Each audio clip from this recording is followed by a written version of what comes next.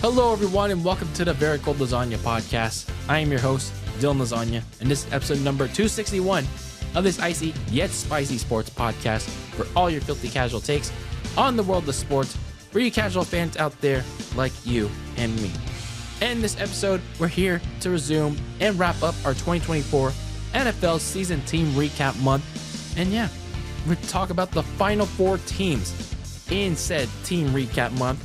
We had to take a little bit of a detour in the last episode from our season team recaps, but we're here to discuss, all the final teams left in, what has been a hectic, informative, engaging, whatever adjective you want to use for our season team recap month, the 2024 edition here on the Very Cold Lasagna Podcast.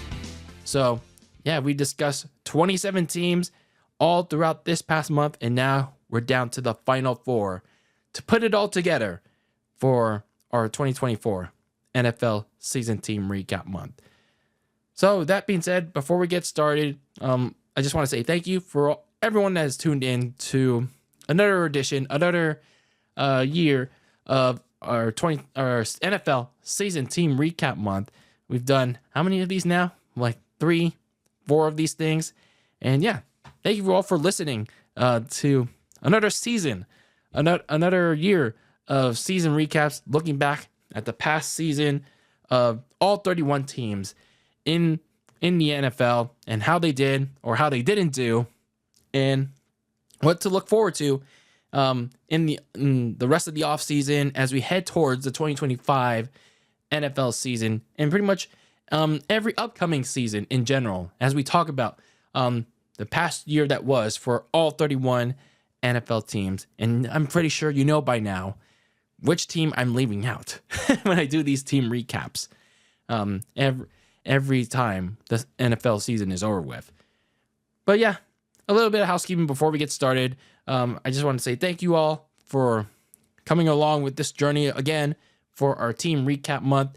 And then, as always, make sure to subscribe to the Very Cold Lasagna Podcast on both YouTube, audio, and follow the show on social media, on Twitter and Instagram at Very Cold Lasagna.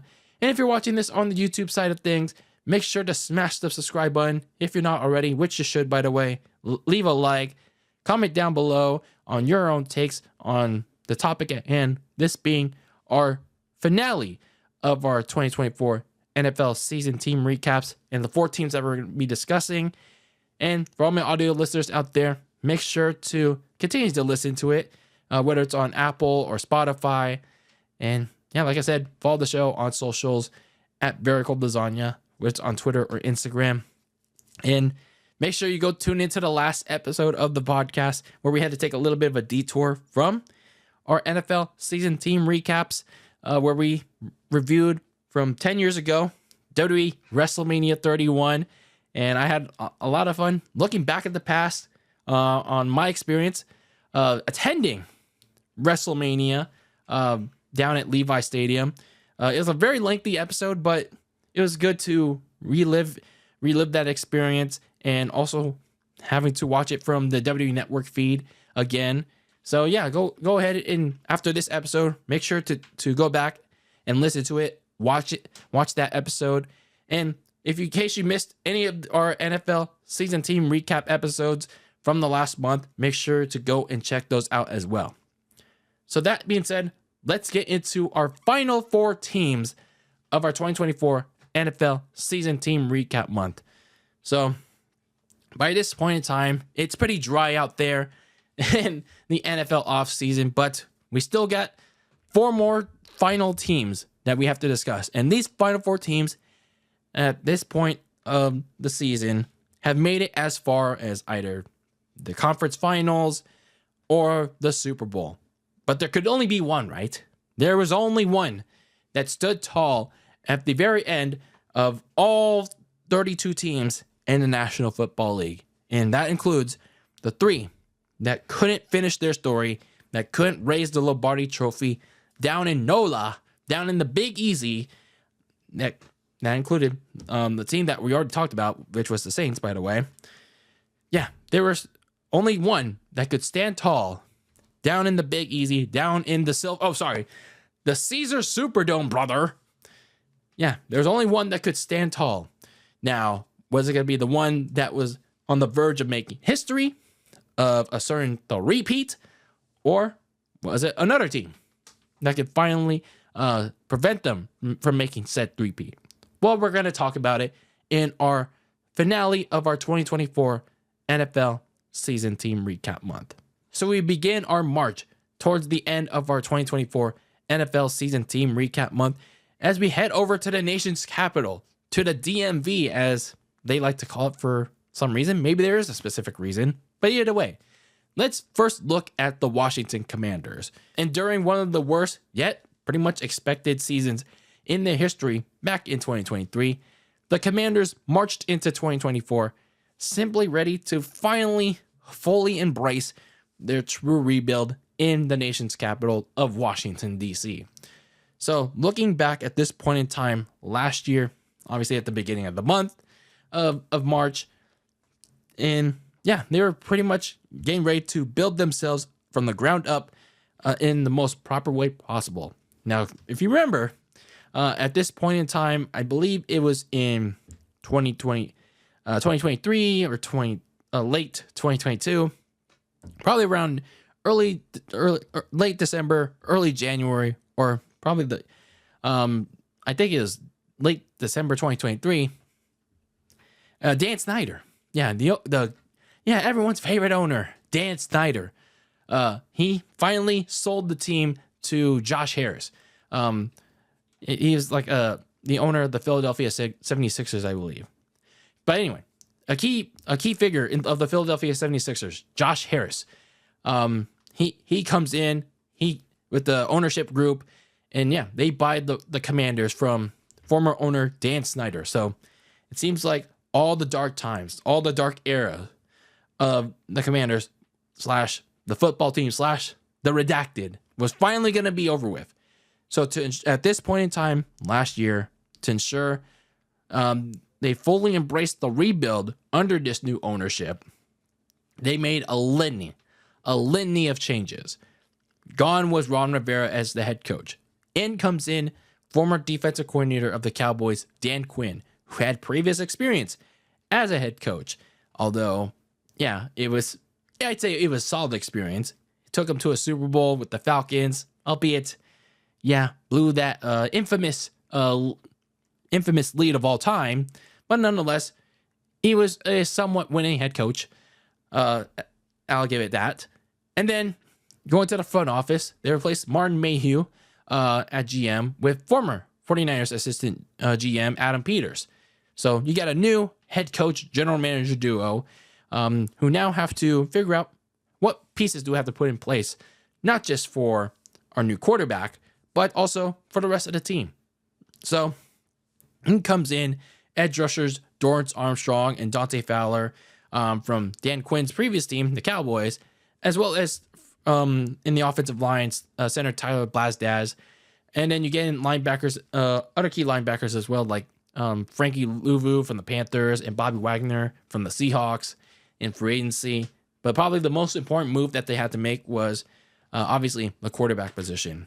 So they trade away Sam Howell. Unfortunately, he didn't pan out for Washington. So they trade him away to the Seahawks. And in comes in with their number 2 overall pick, LSU quarterback Jaden Daniels in last year's draft. So while there were a lot of questions and concerns about this team going into the season, the most important thing for Washington was to see what year one would be like, not just for their new rookie quarterback under center, but for the entire team as a whole. You want to see progress. You want to see how this team would do in year one of their true, proper rebuild. And, well, when you look at how things went for this team, it went way better than expected. It honestly went way better than expected because that starts with the quarterback position. Jaden Daniels, after a 2 slow game start and in his rookie season, Daniels, it was pretty much all gas, no brakes for this kid. He had an early breakout game against supposed playoff contender, the Cincinnati Bengals, under the bright lights of Monday night with a 3-touchdown dissection to upset the Bengals in that Monday night game in Cincinnati. And then, from pretty much from there, he made his case to eventually win the Offensive Rookie of the Year, even despite suffering a rib injury in Week 7. Daniels, he was pretty much lighting up the league, using his dual threat abilities to greatly improve the passing game, being a rushing menace. So, when you look at how Jayden Daniels played, greatly improved the offense.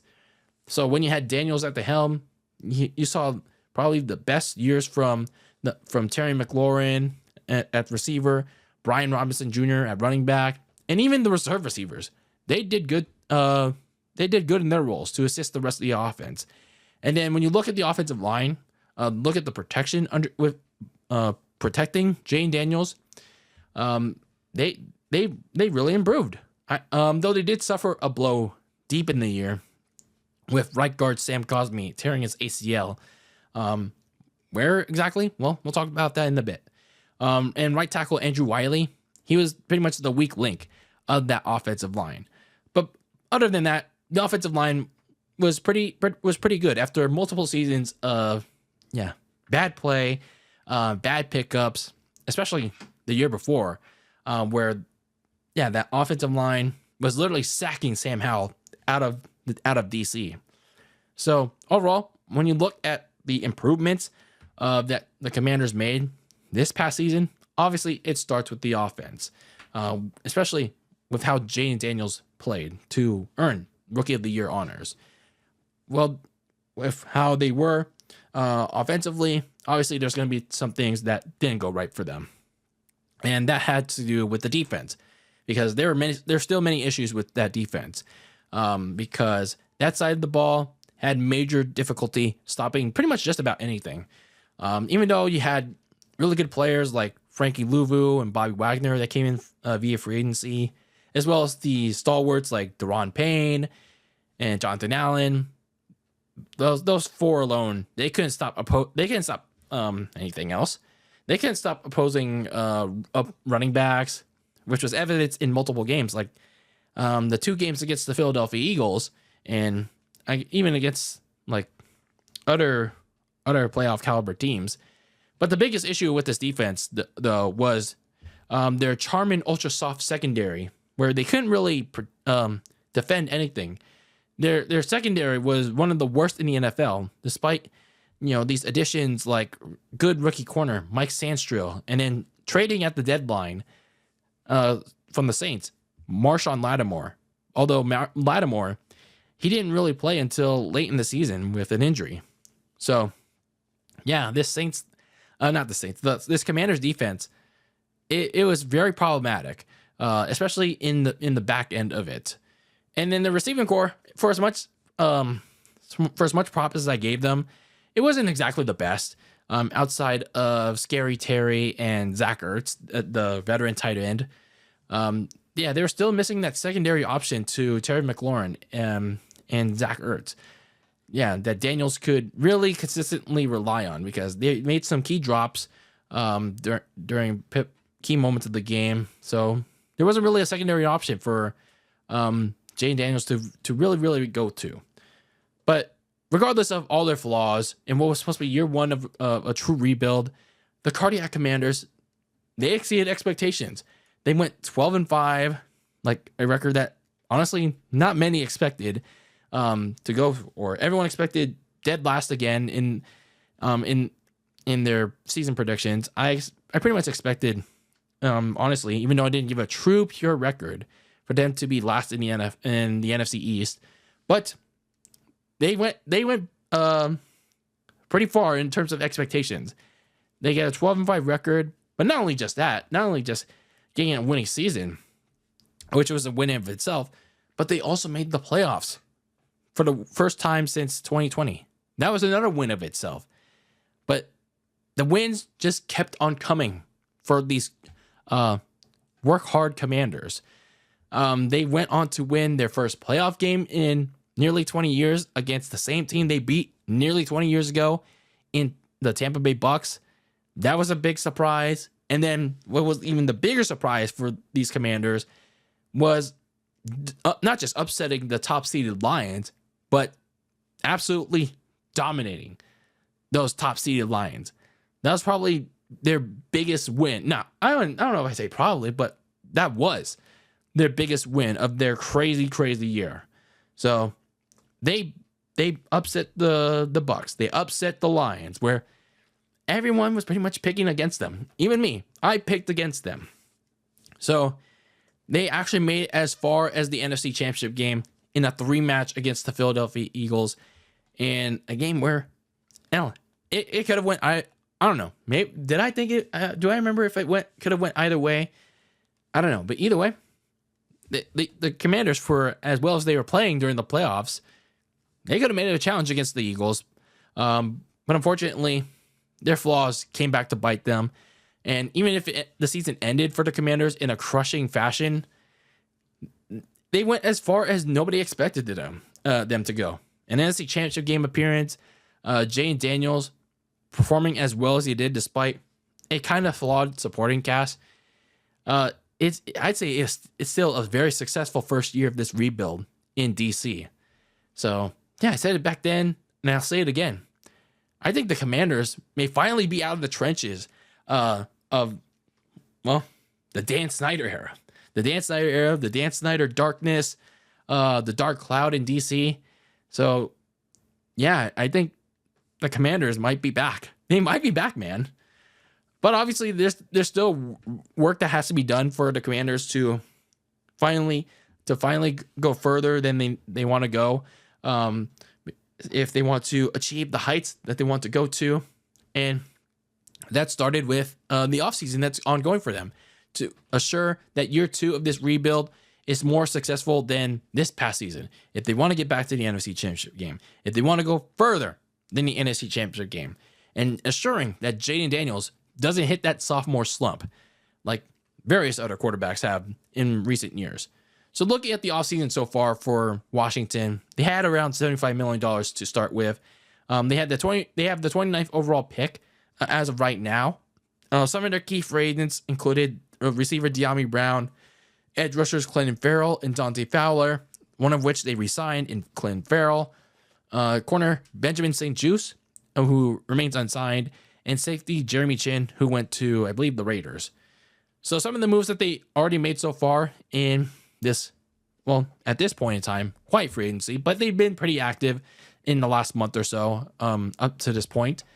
They made a couple releases like defensive tackle Jonathan Allen after they tried to trade him because of his big-ass contract. He later signed with the Vikings. And then they made a couple of big trades, like trading for receiver Deebo Samuel from the Niners, trading for left tackle Laramie Tunzel, and a 4th-round pick from the Texans to better give Jane Daniels some O-line help.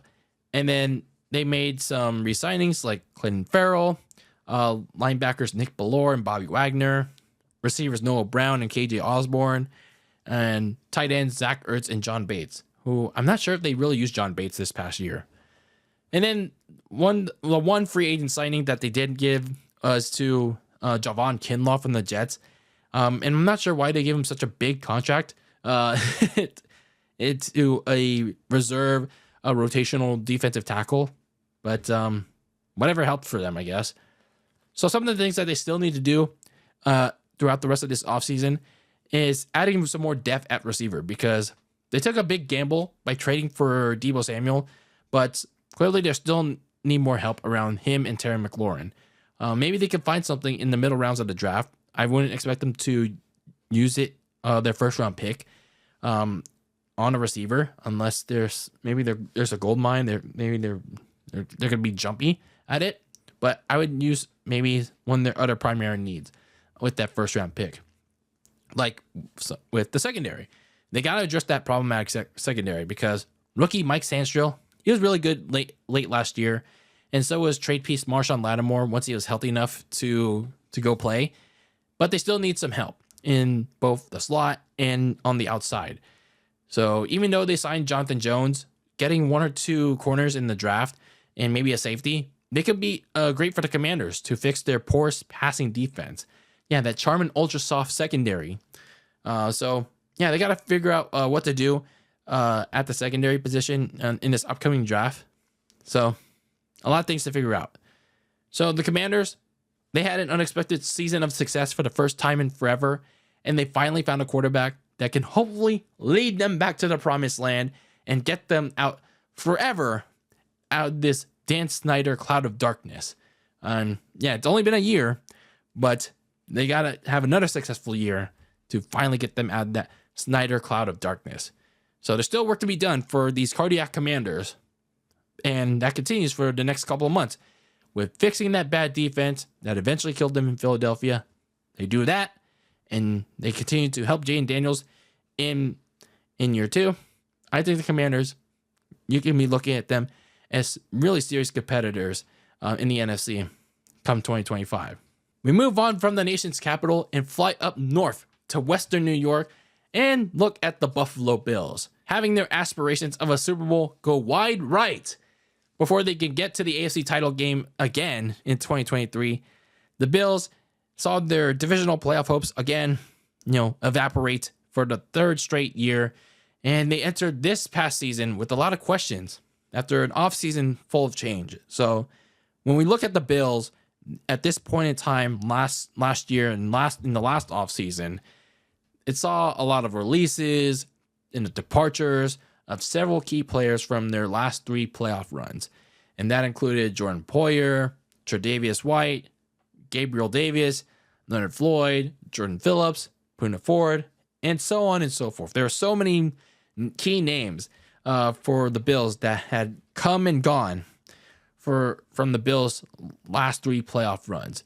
And probably the biggest move that the Bills made last offseason was trading away their top, yet frustrated, disgruntled receiver Stephon Diggs to the Texans for their second-round pick in this upcoming draft. So gone was their top receiver for Josh Allen. And at the time, some people were frustrated, but others were pretty understandable on why the Bills trade away Stephon Diggs. So, yeah, it's pretty understandable for that case. And interestingly enough, he's back in the division, pal, just not with the Bills. But that's not really related to Buffalo right now. But anyway, meanwhile, when you look at this in that year's draft, they oddly traded both away their first round picks. But when they got to the second round of the draft, they used their actual first pick to get Florida State receiver Keon Coleman, who looked okay, and Utah safety Cole Bishop. So they tried to use all these picks that they acclimated via trades to try and get younger and add some depth. And as a result, the Bills' free agency wasn't much of note due to their Red Bill salary cap, and most of their free agents that they did get, they ended up later being cut later anyways. But regardless, heading into this past season, many, including myself, were wondering prior to the season if this would be the year that the Bills would face some sort of regression. Not from Josh Allen per se, but from the team around him, because there were some questions at certain positions like receiver, the defense, the offensive line, and that left us wondering, would they finally be challenged by the likes of the Dolphins and the Jets in the AFC East? Because keep in mind, you still had Tua Tagovailoa in there. You still had Aaron Rodgers coming off of an Achilles tear, but he suffered at the beginning of last season. But yeah, you still had some competition in the AFC East. So there's some questions to be had if you're a Bills fan and the Bills themselves. But that didn't turn out to be the case for Buffalo, because what made them successful this past season was that share the wealth offense. Because, yeah, turns out the loss of those key players ended up being a somewhat positive, because Josh Allen made sure everybody had their cake and ate it too. Because there's no true top receiver in this eating the cake offense, as I like to say. There's no true top receiver, no top running back, no top anything. But instead, this mindset for the Bills this past season was who would get the ball? Who would get the ball? And, well, it was pretty much everybody that got the ball. You get the ball. You get the ball. Everybody would get the ball. Like, you'd have almost everybody see the ball, touch the ball, like they've seen the end zone at least once this whole season. Now, while this new change in philosophy by Josh Allen and offensive coordinator Joe Brady, it had its drawbacks. It made sure that defenses, it couldn't zone in, it couldn't focus on one specific player or players. So I'd say for the most part, it was pretty successful for the Bills. And as a result, Josh Allen had his best year since the 2020 season, that COVID pandemic season. So that was good for the Bills. Unfortunately, they did suffer in a couple of areas for Buffalo, and why they had to, like, Josh Allen pretty much had to amp it up this past year. And that started with the passing defense. Much like most of the teams talked about already, and a few more that, at least one more that we have to talk about. The Bills secondary, again, was a season-long issue. They had problems covering opposing receivers, no matter if it was a big or small play, for the likes Rasul Douglas and Christian Benford, their corners. Like, yeah, they had trouble doing that. But perhaps the biggest issue for them was the deep end of their passing secondary, with safety duo Taylor Rapp and Damar Hamlin. They were really struggling back there, with Hamlin really struggling in downfield coverage. Like, whenever a deep ball was thrown, it's like people were asking, where's Damar Hamlin? Like, where's that man at? So, yeah, it's like it was still very alarming what the Bills would be if it wasn't for Josh Allen in the offense, as well as the front seven portion of the defense. Their pass rush was fine. They made up for that, as well as the offense. But if it wasn't for them, if they were doing like at less than successful, then yeah, this Bills team would have been very concerning. Like that secondary alone, for example, they blew a winnable game to the Texans in Week 5, while nearly giving away games to the Dolphins, the Lions, and the Patriots late in the year. So that was very concerning. But I mean, other than that, other than those flaws for Buffalo, like the Bills, they're still pretty successful this past year. They defied preseason concerns to put together another strong season. They ended the season at 13-4, like pretty much, clearly defying expectations and concerns that me and other people had. They won the AFC East for the 5th straight year and earned the AFC's second seed for the 3rd straight year. And with hopes of finally overcoming the hump, the Bills slayed the Broncos after giving up an early touchdown, and they held off a Ravens comeback to finally make it back to the AFC title game after falling short in 3 straight divisional playoff games. So they finally make it back there, and it seemed like they were poised. They're finally poised to get to the Super Bowl for the first time in over 30 years. But again, it had to come against a familiar foe in Patrick Mahomes and the Chiefs. They had to finally slay the dragon. They finally had to overcome that one last hump to finally get to the promised land of a Super Bowl. But unfortunately, they fell short again to those same old Chiefs. Despite having a lead early in the 4th quarter, same story for Josh Allen and the Bills. And that was a result of untimely errors on 3rd down that forced them into these 4th down situations. And one failed one cost them dearly. For as controversial as it was, like why did Joe Brady, why did Sean McDermott like call a tush push for Josh Allen on 4th down? Like that should not have been the play call. In a hostile environment, and I get it, there was a Super Bowl berth on the line, but when you're like leading up by 1 in the 4th quarter with everything on the line, is like 4th and short, you can't be calling a tush push, even though it's worked like well for you like in the 3 quarters prior. That being said, even with another AFC title game appearance and Josh Allen's first MVP ever in his career, I mean, the Bills, sure, they had a successful season again. It's just like, it's pretty much the same old story for the Bills. Like, they still can't get over the hump. And I'm just wondering, like, yeah, sure, we're 2 months removed from that. One can't help but wonder why the Bills haven't moved off of Sean McDermott, the head coach. Like, I've questioned it for 2 seasons now because of some of the decisions that he made at the most critical moment of games, including that AFC Championship game. And yeah, his team, has not been able to get over the hump. And it's been 5 years since they've gone to their first AFC Championship game. They got their butts whooped by the Chiefs in that first one. And here we are 5 years later. They got whooped. I wouldn't say whooped, but they just made too many errors to make it back to the Super Bowl for the first time in over 30 years. And this year looked like a prime year where they could have gone over the hump, even with their flaws. But again, too many untimely errors, and here they are, still searching for answers in this ongoing offseason on how they can finally get over that hump.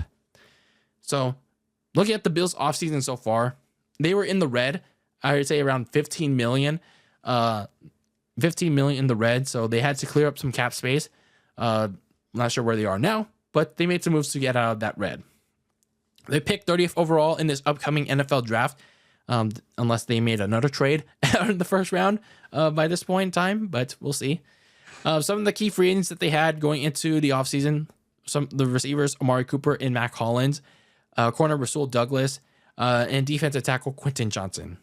Not sure if they made moves to other teams or they're still out there lying in wait.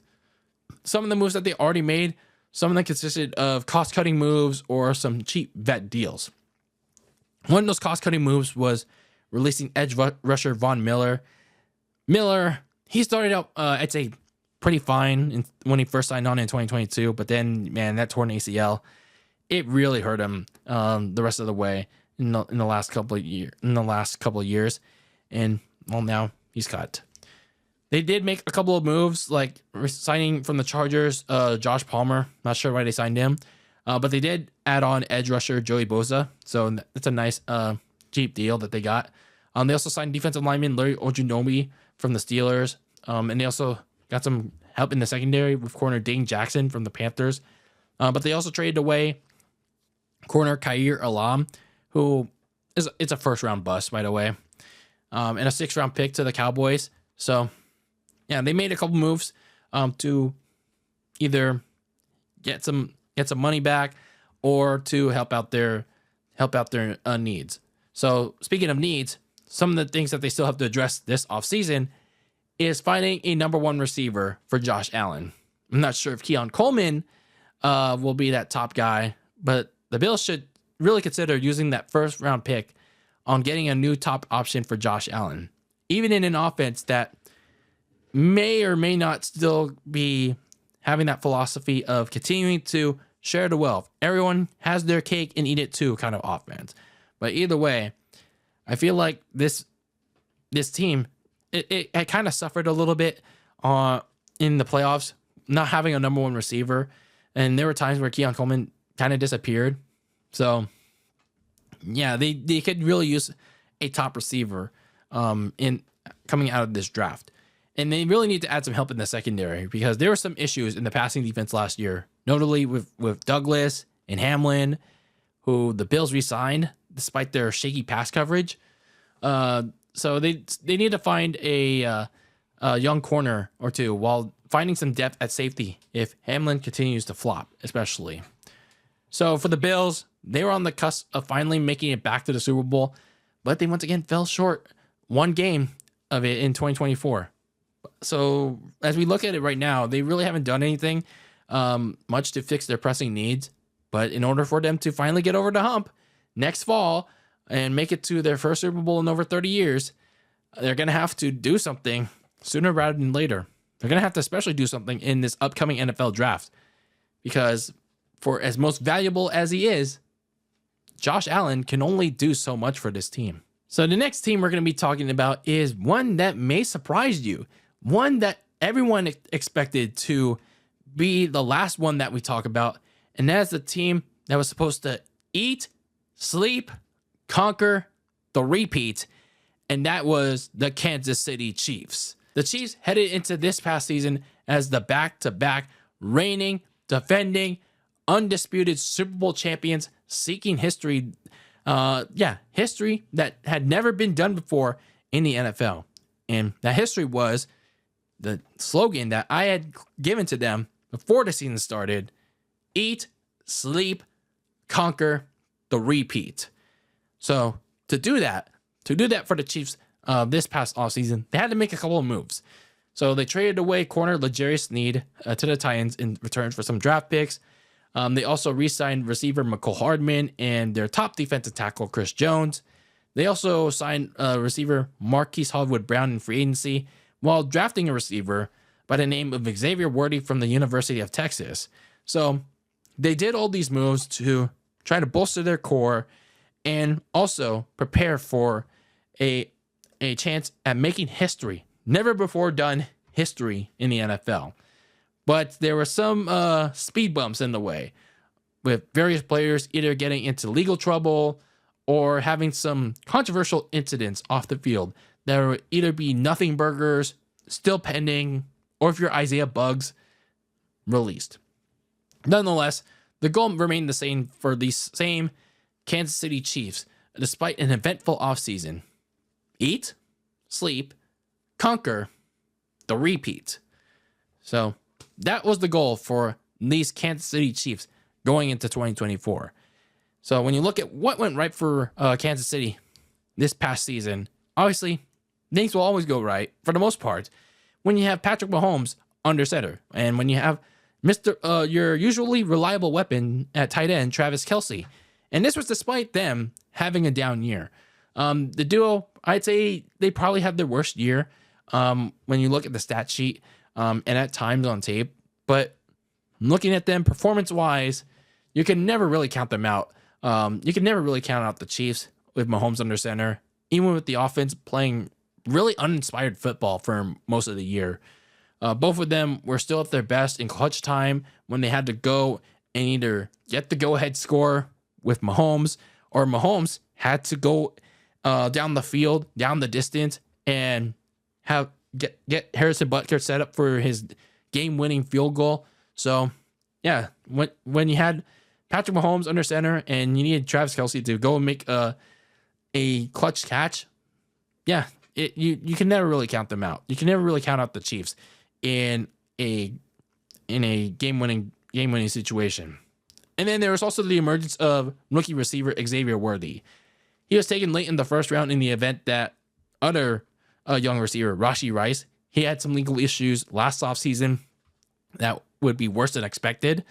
In case that would be worse than expected. Xavier Worthy initially underwent some typical growing pains as a rookie, but he became a major force late in the season and in the playoffs and proved why he was drafted by the Chiefs. His downfield speed, being a vertical threat that Patrick Mahomes and the offense, they really, really needed because, that was missing in, I'd say, the 2023 Super Bowl run. So, they were missing that kind of thing in that Super Bowl run in 2023. And now they certainly got it, I'd say, late last season. So you also had another strong year from the front seven, the defense of the Chiefs, because you had the duo of Chris Jones at defensive tackle and edge rusher George Karlaftis.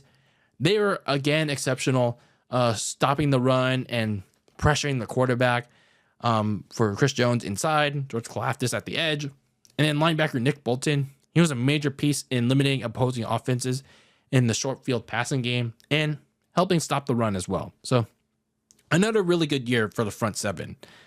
But there were obviously some troubles with this Chiefs team and why it led to eventually what I'm going to talk about in just a bit. Because the Chiefs, for as prolific, for as strong as they were, they had their flaws. One of those flaws being the offensive line, especially on the blindside protection, especially at left and at left tackle. Like the blindside protection from Jawan Taylor and Wanye Morris, or the lack thereof, and their penalty issues from the season prior in 2023, they pretty much carried over to this past year, but they managed to get worse as Mahomes was sacked a lot. Both of those tackles, they allowed a lot of sacks that killed drives the Chiefs were having, and the Chiefs were in scoring position, and sometimes the Chiefs were taken out of scoring position because, their tackles can't protect for you-know-what, or they were in position to score a touchdown, but they had to settle for a field goal because, the blindside protection for Mahomes, yeah, can't do it. So the interior of Joe Tooney and Creed Humphrey and Trey Smith, they weren't as bad, but they also had their own issues when faced against better defensive lines. So in general, this offensive line was, I wouldn't say below average, but it was at average even to a point where Andy Reid had to move over Joe Tooney to the left tackle spot late in the season. And while it did work for the most part, it eventually didn't when it mattered most. And why was that? Well, we'll talk about it. And another thing that also was a problem for the Chiefs, well, they over-relied so much on luck and ref ball shenanigans to win close games. For a team like the Chiefs that has a great quarterback in Patrick Mahomes, a great coach in Andy Reid, great tight end in Kelsey, a good supporting cast, especially in the front seven, it's kind of unfortunate. It's kind of, it's kind of a thing when you have so many out there, whether it's in the media, when it's out there on social media, pretty much any casual fan, any hardcore NFL fan. It's kind of unfortunate that their offense was so inconsistent that they had to that they're being called out because of luck, ref ball shenanigans going in their favor. Like, it's like being that blatantly obvious. It's like it's just too egregious. It's like it's been going on for a couple of years now, but it's probably the most egregious that it's been. That they're either relying on luck, or the other team flopping their chances of winning, or penalties, like ridiculous penalties that favor the Chiefs. It's like there's always some weird, dumb thing that favored the Chiefs in helping them win games. And I'm not saying that the Chiefs were outright bad, but it's just like the favoritism was just so heavily out there. But despite all the flaws and the shenanigans, the Chiefs, they had a roller coaster of a season, and it was a very odd one at that. But they still managed to win a franchise high 15 games. They earned the AFC's top seed, no matter how much we loved it or hated it. But it's still a lot of the same problems that presented them in the regular season. Barely outlasting the Texans, barely outlasting the Bills in the playoffs. Despite finishing the season at 15-2, their luck at trying to eat, sleep, conquering, the repeating, their luck ran out. Their luck eventually was going to run out, and it did so in the Super Bowl. So their bid for their first ever three-peat in NFL history, it ended in, well, pretty much crushing fashion. And I don't mean that in a heartbreaking way. I mean that in an emphatic way. They got absolutely crushed by the same team that they beat 2 years ago to begin their bid for a three-peat. The Philadelphia Eagles. Back at Super Bowl 57, the Eagles got their payback on them in this past Super Bowl. So many thought that the three-peat was all but guaranteed. Even me thought it was all but guaranteed because the Chiefs had Roger Goodell, the whole NFL, Taylor Swift, the janitor, down in the Superdome, brother. They all had them in on their side in a practical handicap match against Philadelphia. But it literally took less than halftime for all of them, all the Chiefs, Taylor Swift, Roger Goodell, to get Rhea Ripley'd. If you don't know what I mean by Rhea Ripley'd, well, it's Triple H booking. They got Triple H booked by Rhea. They got Rhea Ripley booking from the Philadelphia Eagles. As the Eagles, they went up 24-0 and then 34-0. And it's pretty much over from there for the Chiefs' bid at a three-peat. So while the three-peat bid failed, the Chiefs, they can still hang their hat on having 2 straight Super Bowl titles. They can finally relax a bit on, not having the pressure of delivering a three-peat anymore. So that pressure is finally off their chest. But now the hard part comes for them. And it's still coming for them. An offseason full of difficult decisions as they cling on to what's left of their core and their depth. So looking at their offseason so far for the Chiefs, they started out with, in the red, $15 million. They had to make some moves to get out of that red, and I imagine they're probably in the green now. They're the second to last pick in this upcoming NFL draft at number 31. Some of the key free agents that they had included Michael Hardman, DeAndre Hopkins, and Justin Watson. Some of them have already left or stayed on. Edge rusher Josh Uche, who actually left to go and play for the Eagles. Safety Justin Reed, who went back to the Saints. And offensive lineman DJ Humphries. He has either already stayed or he has went. Some of the moves that they already made included trading one of their top offensive linemen, Joe Thuney, to the Bears for this year's 6th round pick. They also re-signed guys like Marquise Hollywood Brown, Juju Smith-Schuster at the receiver position, running back Kareem Hunt, so one of their key backups, lineman Nick Bolton, and edge rusher Charles Omenihu. Some of the other signings that they did was left tackle Jalen Moore from the 49ers to replace Joe Thuney and bring in some competition at left tackle, and corner Christian Fulton from the Chargers. So, yeah, a lot of difficult decisions for the Chiefs so far, but it is what it is when you're a two-time defending AFC champion, and you got to make some of these decisions coming off a bad bid at a three-peat, getting your butts whooped. So, yeah. So some of the things that they have to address as the offseason rolls on is you got to continue to address that troublesome offensive line. Mahomes was sacked a lot during the regular season, and a career high 6 times in a single game in Super Bowl 59. They signed Jalen Moore to compete with Jawan Taylor and franchise tag Trey Smith so far. But they got to address the departure of Joe Thuney at left guard because, yeah, you don't have anyone right there right now. They also have to add some depth to the defensive line because Chris Jones and George Kalafdis, they don't have much else at the front four. So the Chiefs could perhaps use that 31st pick or their 2nd round pick to address this issue. So maybe add some help over there. And then I know they already have Travis Kelce returning, but at some point in time, you got to find his successor. You have to start planning now on who will be that man after him. I know they already have Noah Gray and Jared Wiley on the roster, but we haven't really seen them play much at all in this past season or the season before that. I mean, even if they did, they were either decent or eh. But you got to start planning now. You got to start planning now. What's next after Travis Kelce? Is it going to be a day 2 or day 3 pickup? Either way, you have to start. If you're the Chiefs, you got to start planning now.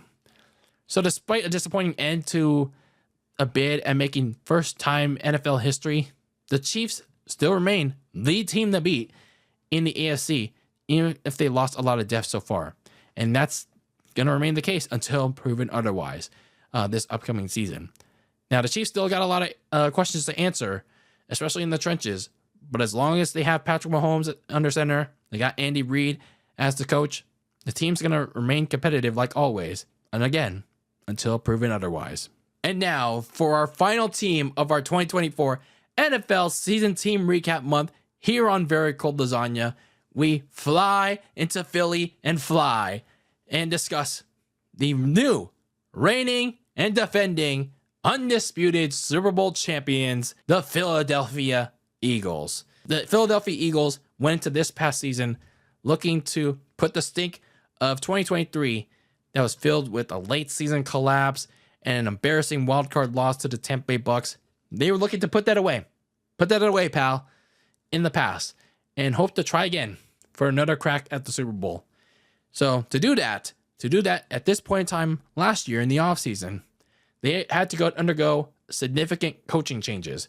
That included replacing both of their coordinators, Brian Johnson and Sean Desai and Matt Patricia, respectively. And they replaced them with Kellen Moore at offensive coordinator and Vic Fangio at defensive coordinator. So Nick Sirianni made those changes and hoped that both of those guys would pan out.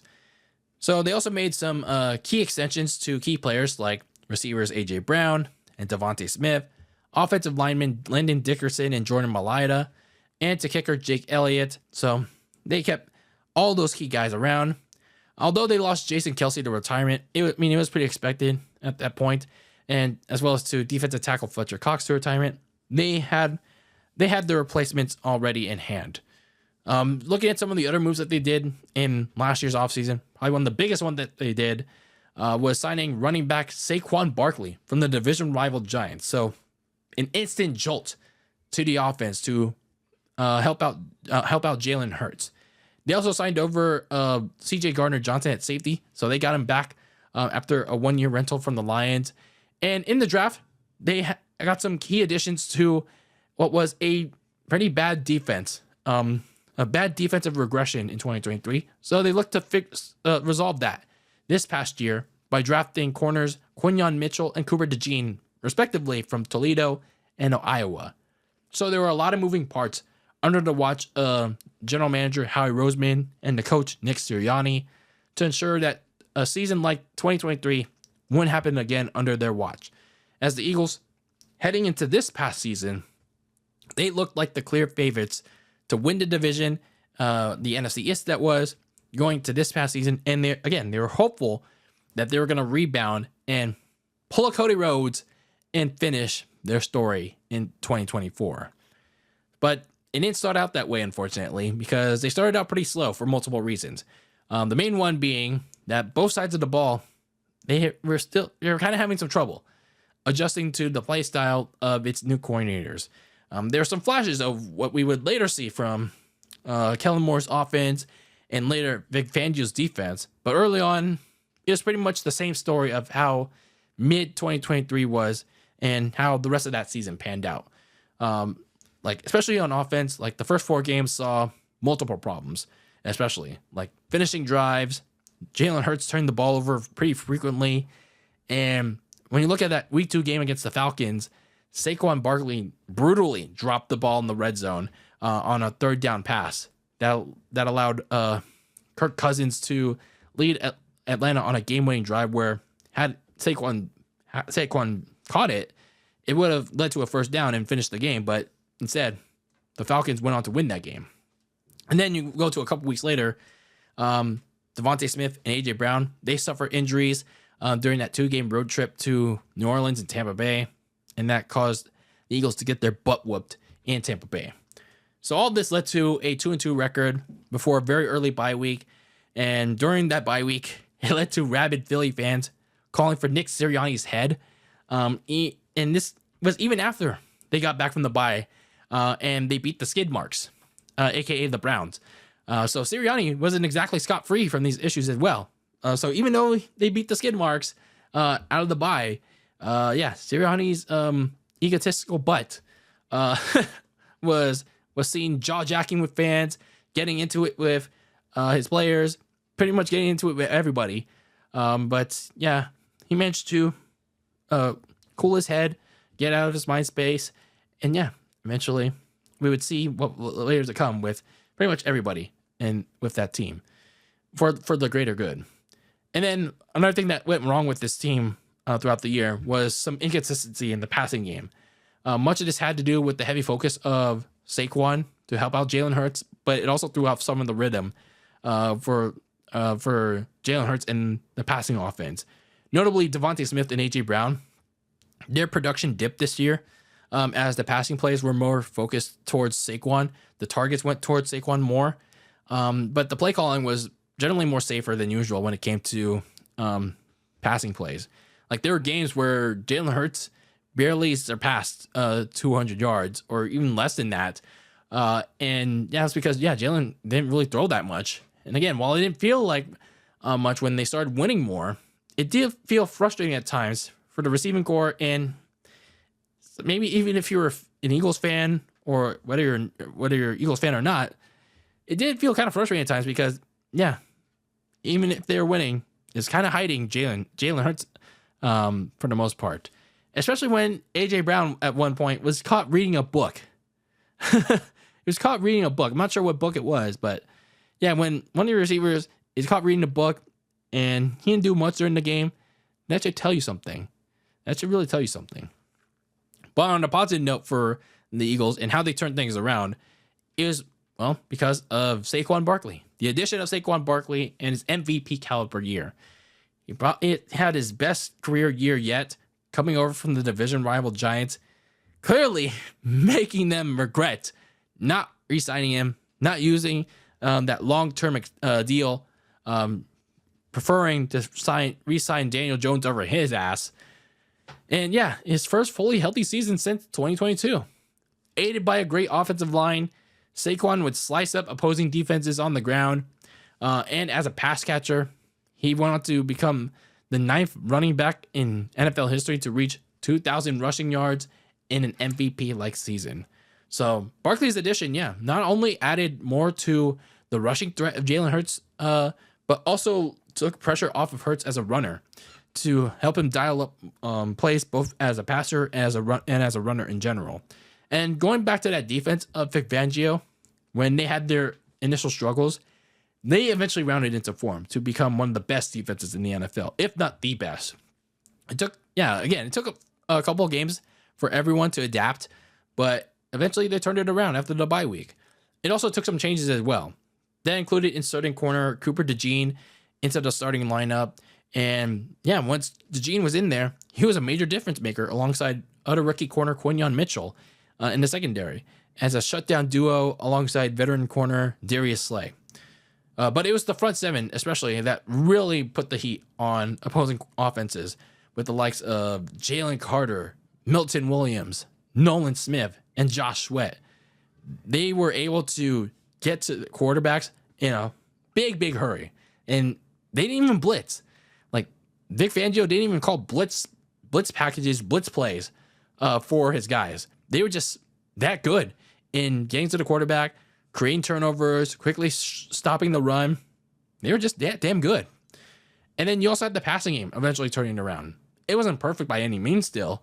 But when the trio of Jalen Hurts, Devontae Smith, and A.J. Brown, when they were inconsistent for much of the year, there's always December. There was December to turn things around. It was slow but sure. And especially helped when Jalen Hurts came back for their playoff run after missing a couple games for the concussion. So Hurts, he made the key passes that he needed to make to both of his receivers and, to the rest of the offense. But overall, I'd say, pretty much the whole team turned it around by the end of the year. So all these necessary changes the Eagles made at one point in time or the other, it massively paid off in the end. And they also saw Cody Rhodes finish his story. Maybe it motivated them. I don't know. Cody Rhodes finishing his story in their own stadium at last year's WrestleMania. Probably motivated them even more. I don't know. But either way, they rebounded big this past season by finishing 14-3. They won back the NFC East title as a 2 seed as they look to finish their own story this past year. They demoralized the Packers from the jump in their wildcard game. They held off a late Rams rally in the snow in the divisional, and they ended the Cinderella run of the upstart division rival Commanders to recapture the NFC for a Super Bowl rematch with the Chiefs in the Superdome, brother. And everyone assumed, like I said, with the Chiefs side of things, everyone assumed that it was with Roger Goodell, Taylor Swift, and some guy in the toilet in the Superdome was gonna beat down the Chiefs. It was gonna be not the Chiefs, the Eagles.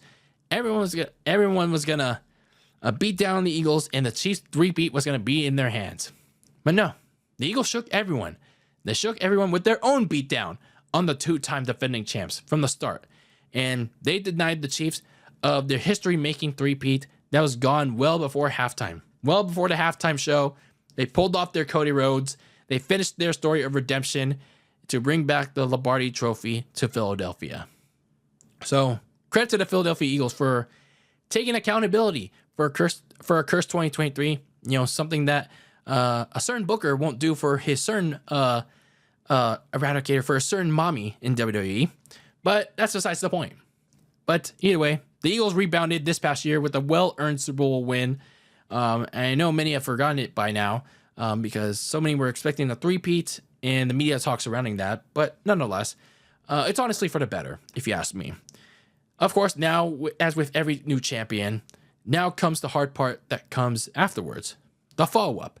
How have the Eagles so far built themselves up for their title defense heading into this upcoming 2025 campaign. So let's take a look at how they're doing so far with their offseason. They started this past offseason with around $17 million in cap space before free agency, by the way.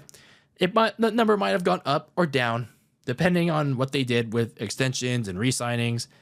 And they're slated to pick last in the first round of this upcoming draft by virtue of winning the Super Bowl. And some of their key free agents included linebacker Zach Bond and Brandon Graham, who did retire, by the way. So that was one key free agent loss. Edge rusher Josh Sweat, defensive lineman Milton Williams, who unfortunately they did lose, which is a major loss. They also did lose Josh Sweat to Arizona, which is also another major loss. And offensive lineman Mekhi Becton, who they also did lose. So yeah, some key losses already for the defending champions. Some moves that they made so far. They released veteran corners James Bradbury and Darius Slay, but they are on the older side. So they have some younger players to already step in, as was evidenced this past season. They extended running back Saquon Barkley and linebacker Zach Bond. So they got paid for a very nice Super Bowl winning season. They also swapped backup quarterbacks with the Browns, getting Dorian Thompson-Robinson in return for Kenny Pickett. They also were in the trade market as well, trading for guard Kenyon Green from the Texans in return for trading away C.J. Gardner-Johnson. Like, man, they really can't keep C.J. Gardner-Johnson for at least a full year or two, like more than a year. They also signed corner Adoree Jackson and linebackers Josh Ouse and Azeez Ojulari. So that was their key free agent move so far. But they still have to do some things to assure their hold of the Super Bowl title that they won this past year. Some of those moves including adding more receiver depth behind A.J. Brown and Devontae Smith. Now, while Jahan Dotson, he had some nice late season moments, including in the playoffs, the Eagles don't really have much else behind Brown and Devontae, and that was exposed greatly in that early season blowout loss to Tampa Bay. They could probably use some late round picks to add such depth, but yeah, they really got to do some work in this upcoming draft. And yeah, go into the defense and those free agency losses that I alluded to earlier. They got to find some replacements for Milton Williams, Josh Sweat, and Brandon Graham. Milton Williams and Josh Sweat are especially some major losses that the front seven is going to really be impacted by. And I know they signed Azeez Ojulari and Josh Ouse to hopefully replace them. I don't know if it's going to be some depth or starters, but either way, they could stand to sign two more to maybe add some competition. So for the Philadelphia Eagles, they completed their story of redemption in this past couple months. They completed their 2024 season by pulling a Cody Rhodes and winning it all after losing it all in the past 2022 season in that Super Bowl 57 loss to the Kansas City Chiefs. So here they are, redeeming themselves in this past season. But now the hard work begins in trying to defend this title. They lost a couple of key pieces in their defense, but they still have a lot of offseason left to go to ensure that the Super Bowl title stays with them next fall. And yeah, who's going to come after them? Well, that remains to be seen, as the reigning, defending, new, undisputed Super Bowl champions reside in the land of Philadelphia. Fly, Eagles, fly. Enjoy for now your reigning Super Bowl champions, the Philadelphia Eagles.